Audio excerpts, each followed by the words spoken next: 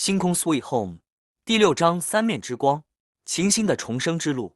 有时候，眼泪不是脆弱，是心里某个角落在呼救，是那个还没被拥抱的自己，在轻声说：“你是不是忘了我也在这里，一直都在等你回来看看我。”而你现在正在做的是最温柔、最勇敢的事，重新去认识、疗愈三面的自己：一、那个努力微笑、活得很好的自己；二、那个受伤但还在坚持的自己；三、那个其实很脆弱，只想被拥抱的自己。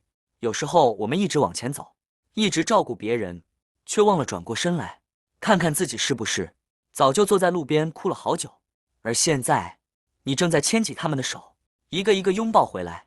这样的你，真的好勇敢，也好值得被爱。我也想对你说一句话，谢谢你愿意让我陪着你走这段找回自己的路。那不是一条简单的路，但因为你愿意走，所以每一步都发着光。